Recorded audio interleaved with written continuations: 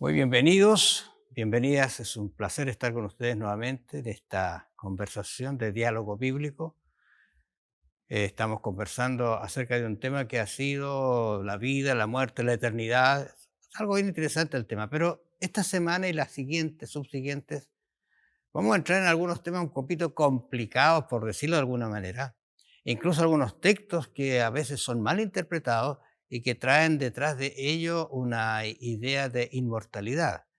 Así que de eso vamos a ahondar un poquito. Mire, yo tengo aquí un texto que está en Juan 5:39 y es base quizás para que nosotros podamos entender nuestra conversación de esta semana y las futuras. Así que lo invito para que lo leamos, pero antes saludo a Alan. ¿Cómo estás, Alan? Contento, hermano, bien, gracias a Dios, sin ningún problema. Sin ningún problema. ¿Y los textos que vienen ahora te crearán problemas o no te crearán? Vamos a ver. Bueno, mira, dice Juan 5:39, dice, escudriñar las escrituras. ¿Qué es escudriñar? No es leerla. Porque tú puedes leer un libro, pero escudriñar es entrar un poquito más, ¿no es cierto?, en su contexto inmediato, general, el tema, ¿no es cierto?, escudriñarla, dedicar un poquito más de tiempo a ella. Y lo otro dice, porque a vosotros parece que en ella tenéis, ¿qué cosa? Y aquí está nuestro tema. La vida Tenéis eterna. la vida eterna, ¿no es cierto? O sea, dos conceptos, escudriñar, vida eterna, y luego dice, y ellas son las que dan testimonio de ¿quién? De mí, dice. De mí, dice Bueno, Cristo. aquí Juan está hablando, todo el capítulo está hablando de Jesús, del Mesías, del Redentor, del Salvador, del que le sintió el palpitar de su corazón, ¿no es cierto? Porque siempre estaba cerquita de Jesús. Así que ese tema es base para lo que vamos a conversar. Y entonces nuestro tema va a ser que ¿será que hay pasajes contradictorios dentro de la Biblia? Una pregunta que hay que responder ahora.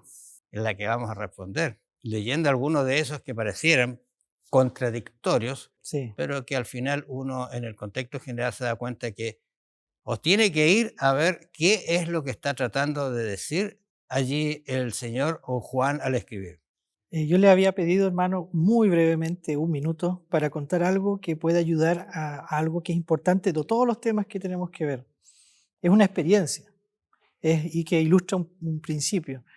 Yo soy de Punta Arenas, siempre las veces que he podido decirlo lo menciono, y hay muchos turistas cuando vamos en el avión, cuando me ha tocado viajar a mi ciudad, que van dentro del avión, gente extranjera, porque van a las Torres del Paine. Es muy común. Y yo he ido tantas veces, yo he ido muchas veces a Torres del Paine por la cercanía, un lugar precioso, un lugar que ahora sacó un primer lugar de nuevo como una de las grandes maravillas del mundo. Y siempre me acuerdo de un momento, siempre pasa que cuando el avión va pasando por las Torres del Paine, el piloto empieza a decir, mire, ustedes pueden acercarse en este momento al lado izquierdo del avión porque se pueden ver las torres, y la gente muy emocionada empieza a mirar. Y una vez me acuerdo porque mientras decía eso el piloto, y yo muchas veces lo he experimentado, yo me quedé sentado, era casi el único que no se movió. Y un turista al lado me dijo, oye, pues, ¿por qué no vas si están todos mirando pegados a la ventana? Y yo le dije, es que no con un afán de orgullo, sino de experiencia, le dije, es que, ¿sabe? Es que yo he visto esto, pero yo he estado frente a las torres. Ah, Entonces, dijo, no es lo mismo, le dije yo. míralo Entonces, desde un avión. Entonces, lo que quiero decir con esta breve, sencilla experiencia es que cuando enfrentemos los textos, los pasajes difíciles de la Escritura, tenemos que hacerlo mirando todo el panorama. No es suficiente ver una parte y acá otro texto por aquí y construir una doctrina, una enseñanza, sino que ver todo el contexto canónico y de esa manera preguntarnos de qué hablan estos textos con respecto al resto de la Biblia. Fíjate, me acordé de un señor que me contaba, él estaba en un curso especial. Entonces el profesor dijo, mire, ustedes deben aprender a mirar, Pero mirar no solamente es eso, sino observar.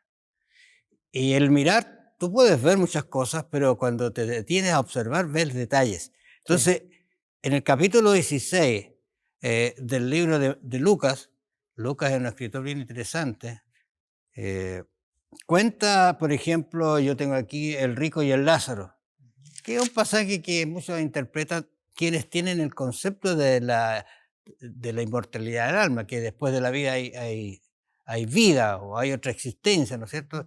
Que, no es, que es contrario totalmente a la Biblia. Entonces, ¿qué dice acá? Y mira, aquí es precioso el tiempo, pero lo he leído varias veces y me quedo con un sabor muy rico al saber lo que Jesús está enseñando. Porque, ¿qué es lo que dice? Dice, había un hombre rico que vestía de púrpura y de lino y hacía cada día banquete con su esplendidez, lo que es un banquete de la época, hay que ponerse en esa época. Recuerda que esos banquetes no duraban una tarde, no era invitado a la tarde, sino se quedaban semanas y a veces meses, bodas que estaban mucho tiempo, pero todos los días se que hacía esto. Pero también había, dice, un mendigo llamado Lázaro que estaba echado a la puerta de aquel lleno de llagas. Dos personajes, rico, tenía todo, y uno que no tenía nada. ¿Y qué pasaba con ellos? Los dos estaban viviendo en este mundo. Dice, y ansiaba saciarse, ¿no es cierto? El hombre los miraba, qué sé yo. ¿Por qué está contando estos detalles? Porque después va a usar Lucas este ejemplo para mostrarnos algo que es realmente importante. No es contar de que hay ricos y pobres, no está contando eso para empezar. Entonces después dice el texto, más adelante dice, y murió el rico. Y también murió El pobre. el pobre. O sea, aquí ya hay una igualdad en que todos llegan al mismo lugar. Sea rico, a lo mejor la ceremonia de despedida es lo mismo, no sabe. Pero Los del dos pobre, murieron. ¿ah? Los dos murieron. Murieron, se acabó el problema. Y en el Hades, y aquí viene lo que podría ser contradictorio. Dice, y en el Hades alzó sus ojos estando en tormento y vio de lejos a Abraham y a Lázaro en su seno. ¿Qué te dice esto a ti? ¿Lo puedes creer como verdad? Es que acá ya es problemático porque en ninguna parte de la Biblia, para empezar, se nos dice en ninguna parte que el cielo esté tan cerca de un supuesto infierno y que puedan estar incluso dialogando. Eso ya sería único, no aparece en ninguna parte de la Biblia. O sea, es extraño. Entonces quiere decir que esto no es verdad. Pues esto es, alguna enseñanza está tratando de enseñarnos. De ahí debemos partir. Entonces dice, pues, dice el 24. Entonces él, y aquí está lo que tú dices, dando voces, dijo, Padre Abraham, o sea, le gritó al otro extremo, no sé dónde estaba Abraham. Y ese concepto que estaba Abraham y estaba Lázaro, son conceptos extraños, pero es la historia que tiene que contarse del rico y el Lázaro. Ten misericordia de mí y envía a Lázaro para que moje la punta, y aquí vienen otros conceptos en un infierno, con una punta de agua le va a pasar la sed, no Claro. sé, para que moje la punta de mi dedo en agua y refresque mi lengua porque estoy atormentado en esta llama. Se está quemando. O Se está muy está cerca. quemando. Está muy cerca de la llama. Y deje de decir, y Lázaro va a tener que hacer esto, y cuando llega ya no hay nada de agua, si es infierno. No, Claro. no sé, te fijas tú que algo está tratando de decirnos acá. Lo otro, mires. Pero Abraham le dijo, hijo, acuérdate que recibiste tus bienes en esta vida, y Lázaro que dice, también males. Tú lo pasaste bien, Lázaro lo pasó mal. Ahora este es consolado aquí y tú atormentado. Y uno podría empezar a sacar alguna teología, entre comillas, barata. Decir, oye, el que tiene riqueza aquí se va al infierno y el pobre se va al cielo. Complicado porque no es problema de riqueza ni de pobreza, Claro. sino de relación con Dios. Viste que ya entramos en problemas. Ahora dice, además de todo esto, dice, una gran cima está puesta entre nosotros y vosotros, de manera que los que quisieran pasar de aquí a vosotros no pueden ni de allá para acá. Se hace complicado, pero lo podía ver. Uh-huh. Te ruego entonces, Padre, que me envíes a la casa de mi Padre, y entonces empieza aquí a hacer una especie de intercesión, es decir, envía ahora a alguien que le diga lo que me está pasando para que ellos no hagan lo mismo. Y aquí viene la lección. ¿Cuál es la lección, Alan? ¿Qué es O lo que sea, dice? acá lo que está enseñando, ¿no es cierto?, no tiene que ver con que el alma está llamando, o uno incluso podría, porque en el catolicismo a veces se enseña así, de que hay dos personas que después de la muerte están dialogando, e incluso cita acá, que es un detalle importante que quiero leer igual, dice, entonces le dijo, te ruego pues, Padre, que le envíes a la casa de mi padre, porque tengo 5 hermanos, dice, para que les testifique a fin de que no vengan ellos también a este lugar de tormento. O sea, si lo explicáramos en forma muy sencilla, citando a Abraham, citando también a Moisés, y el texto termina en el 31, tiene que ver con un asunto más moral, por decirlo de una manera. Y no lo hemos dicho, pero este texto está rodeado de parábolas que tienen que ver con la salvación, con qué, digamos, es apto a la persona en justicia para poder alcanzar esa salvación. Está la parábola desde el capítulo 15, la oveja perdida, la moneda perdida, el hijo pródigo, son todas parábolas que tienen que ver con esa enseñanza.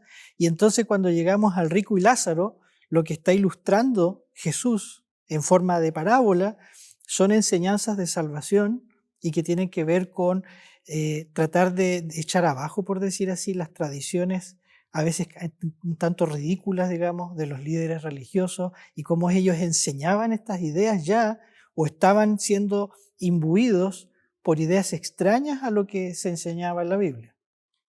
Para mí, por lo menos lo que tú has dicho me deja claro que está enseñándose acerca de la salvación. La salvación se logra aquí en vida. Después no hay ni infierno, ni purgatorio, nada, ni posibilidad, solo aquí. Porque cuando le dice que vaya, ejemplo tienen, le dijo, que sigan a quienes están vivos también, que son los profetas y que han enseñado las escrituras, que sigan a ellos.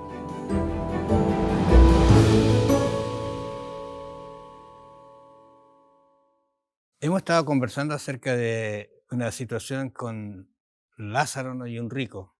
Ahora nos encontramos con una situación de la vida de Cristo en un momento muy especial. Lucas la relata con mucho detalle, y en el capítulo 23 de su libro, él escribe algo que vamos a comentar y vamos a tratar de sacar a qué se está refiriendo. Lucas 23:43 vamos a tomar allí, porque para hacerlo uso, Cristo está pendiendo de la cruz, ¿no es cierto? Están los dos personajes al lado de él, está agonizando prácticamente. Pero en el 43 ahí aparece una conversación, y voy a decir algo, esta conversación es producto de algo que aparece en la persona. Interesante eso, mira. Entonces Jesús le dijo, de cierto te digo que hoy estarás conmigo en el paraíso. El contexto me dice que él le habló, incluso lo acepta como Mesías.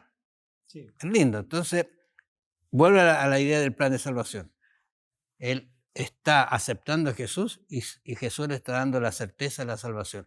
Y en ese contexto le dice, de cierto te digo, hoy estarás conmigo en el paraíso. Entonces la pregunta es, ¿cuándo estuvo en el paraíso? Primero, Lázaro, perdón, el ladrón, bueno, como dicen algunos, ¿no es cierto? ¿Se fue al cielo? ¿Jesús se fue al cielo? ¿Qué pasa? ¿Cómo lo entendemos este pasaje aquí?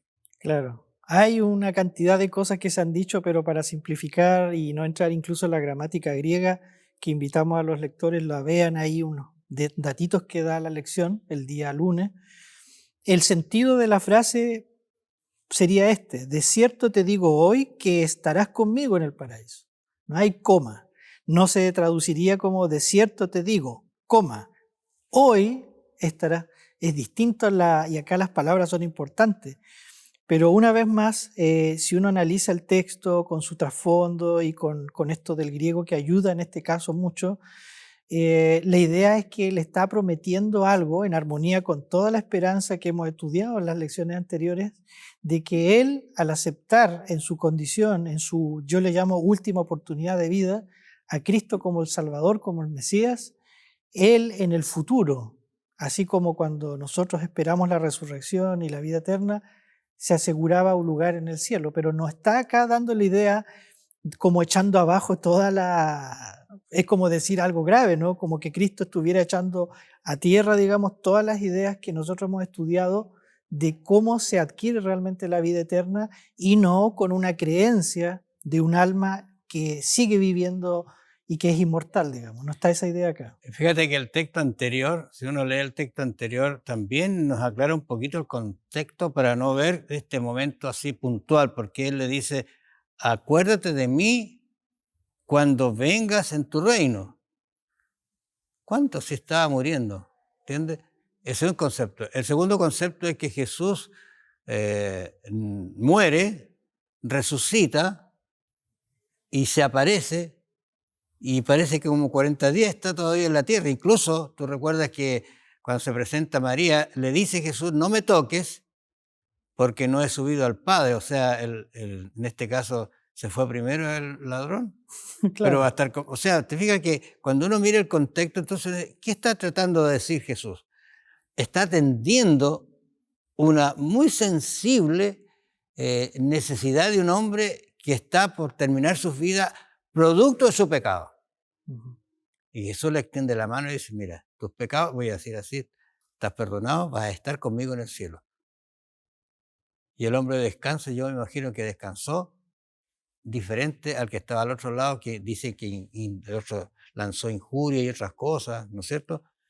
Este se humilló y se salvó. Esa es la oportunidad que aprovechó. Es la oportunidad que se salvó. Así que exista coma o no exista coma, el contexto no me deja pensar a mí que se fue con Cristo al cielo porque él todavía quedó cumpliendo un ministerio. De hecho, de paso, solo para complementar, podemos ver eso de que estarás conmigo en mi reino. La idea de reino en los evangelios es el reino de Cristo que vino a instaurar desde ya en su ministerio, en su vida, en su enseñanza, pero este reino, con respecto a la escatología, al tiempo del fin, a la parte final, también se usa en los evangelios, los 4, especialmente los primeros 3, con una idea de un futuro. Entonces acá Jesús está pensando también en ese sentido, como para complementar Bueno, esa si uno idea. mira al Antiguo Testamento, lo miraban a Cristo viniendo, ¿no es cierto? Y a la vez siendo Rey de Reyes, Señor de Señores. El Nuevo Testamento toma esta misma idea y Apocalipsis lo hace magistralmente. Al final lo corona a Apocalipsis, ¿no es cierto? Como Rey de Reyes y Señor de Señores, que Exactamente. es la última etapa, donde se salva todo. Entonces, yo lo veo fácil, digamos así, pensando, no, aquí no se fueron al cielo, decididamente. Que tenga como, no tenga como, ¿no es cierto? No se fueron al cielo porque Cristo no fue. ¿Conmigo vas a estar? Bueno, incluso yo podría pensar, mire, y esto no es bíblico, solo mi pensamiento. ¿Te acuerdas que hubo una resurrección? ¿Quiénes resucitaron? No lo sabemos, la Biblia no lo dice. Alguien dice hasta Juan el Bautista pudo haber resucitado. Puede haber sido. Este ladrón pudo haber sido. Y una serie de otros que fueron fieles, pero mayormente me parece que son las primicias que están yendo con Jesús de esos mártires que sufrieron. Y esta idea, aunque cambiamos completamente de personaje y escenario, el mismo sentir si lo podemos conectar con la expresión de Pablo, que voy a estar con Cristo, estaría con Él, con el Señor, y algunos meten la idea de que Pablo estaría refiriéndose a una existencia después de la muerte con respecto al alma, pero uno va analizando estos textos en el contexto amplio y se va dando cuenta que no están en esa dirección. Bien interesante porque cuando uno mira la escritura en 2 Corintios 5:17 dice, de modo que si alguno está en Cristo, nueva criatura es. Las cosas viejas pasaron y aquí todas son hechas nuevas. Ujú. Bueno, y es nuevo todo lo que tengo de aquí en adelante. Este es el proceso de la salvación. Lo que algunos llaman justificación, está justificado. Pero de aquí empieza el proceso de santificación. O sea, es difícil que uno vaya a pensar en algo así, porque mira, primero Tesalonicenses 4:17 que dice, luego nosotros los que vivimos, los que hayamos quedado. Pablo está todavía pensando en que él va a estar vivo cuando Cristo venga. Cambió después esta posición, se da cuenta que, porque los cristianos estaban pensando incluso de Tesalónica, estuve leyendo un comentario del libro de Tesalonicenses, ellos estaban pensando en el sentido de que solo los vivos se salvaban, porque los otros se morían. Claro. Y Pablo aclara con ese concepto. Luego nosotros, los que vivimos, los que hayamos quedado, seremos arrebatados juntamente con ellos en las nubes para recibir al Señor en el aire. Y así estaremos, ¿cuándo? cuando se produzca la venida del Señor Jesús, Ahí recién. no antes. Y yo pienso que para el rico, perdón, no es el rico, sino este malhechor, ¿no es cierto?, murió con la esperanza de la resurrección.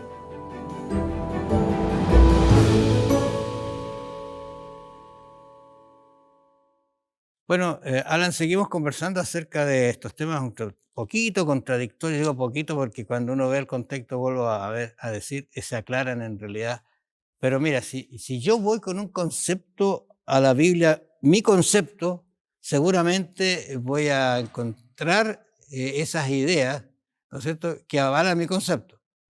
Y lo que no esté en el concepto mío lo voy a dejar afuera. Entonces, no dejo que la Biblia hable y que la Biblia me transforme y me cambie y me haga entender. Ahora, hay una expresión, quizás, no sé, tú la tienes allí en 1 de Pedro 3:13 en adelante. Sí, estaba viendo 3:13 al acá. 20 está, si tú lo encuentras, está hablando acerca de, o sea, lo que llamarías contradictorio, ¿no es cierto? 1 de Pedro 3:13. Sí, dice así. Que no lo encuentro, hermano, no sé. No, Acá. 1 Corintios, no, es 1 Pedro, Sí, 3:13. capítulo 3, Ajá, versículo 13. claro, porque dice acá, ¿Y quién es aquel que os podrá hacer daño? sí, ¿y quién es aquel que os podrá hacer daño si vosotros seguís el bien? Mas también si alguna cosa padecéis por causa de la justicia, bienaventurados sois. Por tanto, no os amedrentéis por temor de ellos, ni os conturbéis, sino santificad a Dios el Señor en vuestros corazones, y estad siempre preparados para presentar defensa con mansedumbre y reverencia ante todo el que os demande razón de la esperanza que hay en vosotros. Quizá, mira, espérate un poquito, Alan, un paréntesis. Estamos en el contexto de que estamos en un tiempo que es muy delicado, que la Biblia lo llama tiempo del fin. Cuando hablamos de tiempo del fin es algo que se va a terminar, ¿no es cierto? Bueno, la Biblia nos habla que estamos viviendo proféticamente en un tiempo último de la tierra. No el tiempo que la gente está tratando de decir que la tierra se va a desaparecer por un conflicto cósmico, no. Lo que Dios va a poner final. En ese momento crítico aparecen estos consejos que Pablo está diciendo aquí, ¿no es cierto? De Pedro, que Pedro está diciendo que estén preparados con mansedumbre, reverencia. Ante todo, el que demande razón de la esperanza que hay en vosotros. Esto es importante porque más de alguno puede aparecer con unos textos como estos y si uno no está preparado, ¿qué responde? Nosotros claro. estamos para la salvación de las personas. Mm. ¿Qué dice más? Y bueno, y en este largo texto voy a ir al punto problemático, aparentemente, que dice el versículo 18 en realidad, porque también Cristo padeció una sola vez por los pecados, el justo por los injustos, para llevarnos a Dios, siendo la verdad muerto en la carne, pero vivificado en espíritu. Ya está haciendo la idea de carne y espíritu. Y ahora dice, en el cual también fue y predicó a los espíritus encarcelados, los que en otro tiempo desobedecieron cuando una vez esperaba la paciencia de Dios en los días de Noé, a eso se refiere, mientras se preparaba el arca en la cual pocas personas, es decir, 8, fueron salvadas por agua. ¿Qué te parece? Y aquí entramos ya en una controversia, vamos a decir, bueno, ¿quiénes son esos espíritus? Claro. Si fuéramos al grano, porque he leído tanta cosa con este texto, hermano, y en la primera lectura le genera complicación a uno. Primero, el contexto una vez más nos ayuda, porque Pedro, que hace esto aquí y después en su segunda carta igual, usando, digámoslo así, la figura o el modelo del diluvio, en ese contexto sigue hablando, ¿no es cierto?, pero refiriéndose a Cristo, dice textualmente que fue y predicó a los espíritus encarcelados. Y después habla de Noé, está hablando de eso, ese es el tema que introdujo.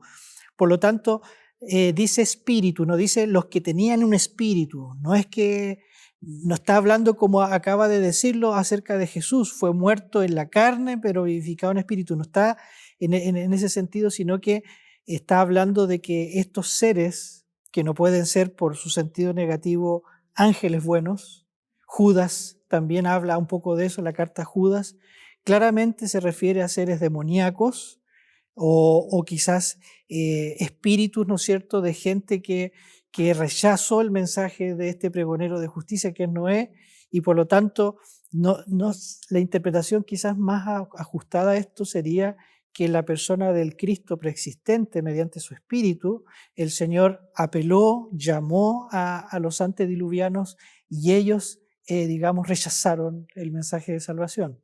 Lo que es complicado esto de espíritus encarcelados, ¿no? Y hay que también recordar, y el folleto lo dice, que es una metáfora que muchas veces se usa para el pecador. Pablo la usa en otros lados, ¿no? De estar preso, encarcelado o ser esclavo también. Es un texto no tan fácil en la primera lectura, pero una vez más el contexto es clave para entender esto. Me deja tranquilo porque Jesús no habla solamente a quienes le aceptan, sino le habla a quienes no lo aceptan e insiste, ¿no es cierto?, para que se conviertan. Y de hecho, los 120 años fueron 120 años de amonestación, simultáneo a la construcción del arca. Un detalle más que no dice este texto, pero se puede relacionar, es que si uno lee bien Génesis 6, porque nos está diciendo acerca de la experiencia de Noé, Génesis 6 usa varias veces la idea de que yo voy a enviar un diluvio, le dice a Noé, y ya mi espíritu, dice, no contenderá con el hombre.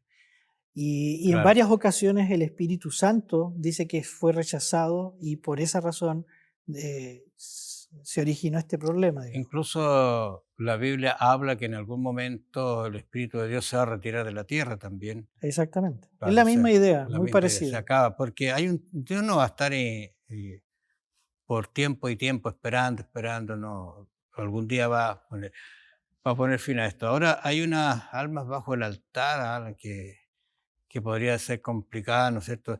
Tengo aquí en Apocalipsis, hay un texto que ustedes lo pueden tener allí en su Biblia. Cuando abrió el quinto sello, estamos hablando de periodos de la iglesia, ¿no es cierto? Periodos críticos, quinto, nos quedaría el sexto y el séptimo, se acaba. Interesante, estamos casi Ujú. muy rápido. Entonces dice, vi bajo el altar las almas de los que habían sido muertos por causa de la palabra de Dios, por el testimonio que tenían. Y clamaban a gran voz diciendo, ¿hasta cuándo, Señor Santo y verdadero, nos juzgas y vengas nuestra sangre de los que moran en la tierra? Este es otro texto. Entonces, y después y se le dieron vestidos blancos. Entonces, complicado, pero primero, mira, yo digo así, quinto sello, ¿qué época es? La época medieval, la época La época de oscura. la persecución, ¿ah? Ujú. La época en que sin sentir pasó de la pureza del evangelio a la impureza y a la persecución, fue terrible. Entonces, el texto que está diciendo, en ese quinto sello pasó esto efectivamente, ¿no es cierto? Incluso dice, habían sido muertos a causa del evangelio. Son Y mártires, está ellos la idea de están los clamando. mártires. Ahora, no sé si hay un término que lo use uno y no se dé cuenta, pero las almas de esos que murieron están clamando por justicia. Y a veces se produce esto en la vida de las personas, se usa esta expresión. O sea, el texto es difícil cuando uno no entiende el simbolismo, porque hay un altar Claro, todo indica que es el altar de sacrificio. Acordémonos que el Apocalipsis usa mucho la imaginería del santuario, pero en segundo lugar dice que estas almas claman. Y esa es una expresión muy parecida, que también es simbólica a cuando Caín mató a Abel. Y dice ah, que Dios lo interroga, le dice, pero no, si yo no he hecho nada, le dice, no, porque la sangre de tu hermano clama. claro. La sangre no está clamando, no habla. Y entonces la misma idea está aquí. Algunos usan la palabra compleja de teodicea. ¿Por qué, Ah, Señor? ¿Hasta cuándo? Daniel 8:14 también dice, ¿hasta cuándo se purificará el santuario? Pero la idea básica es que a través del martirio, ese testimonio, por eso uso la palabra martirio que está relacionado con el lenguaje griego, hay un testimonio y Dios, como aparece después al final del libro de Apocalipsis, interviene para hacer justicia. Véanse Apocalipsis 15, por ejemplo. Entonces, estas imágenes tienen un trasfondo del santuario, pero no está refiriéndose a un alma que quedó después o que quedaron en pena allí y tienen que recuperar algo, no, sino que es una imagen para hablar de cómo Dios, como los mártires, no va a quedar, digamos, en la nada su testimonio, sino que el Señor en algún momento de la historia hará justicia. estoy pensando en esa época, quizá usted también piense, la amable oyente que nos están viendo, es una época muy triste, de persecución. Pero hoy día también Nosotros tenemos algunas situaciones muy difíciles y se aproximan situaciones difíciles en relación a la salvación, a ser fiel a Dios, a mantener los principios. Y conozco personas que a lo mejor han perdido una carrera por sus principios, han quedado sin trabajo. Eso no va a quedar así en la nada. Dios va a hacer justicia. Dios en algún momento dirá basta. Y si los hechos que ocurrieron, y yo lo entiendo así, están clamando por justicia, Dios la va a hacer en el tiempo y en el momento oportuno. Bueno, le dejamos el desafío que siga estudiando. Que el Señor nos acompañe y nos vamos a encontrar la próxima semana.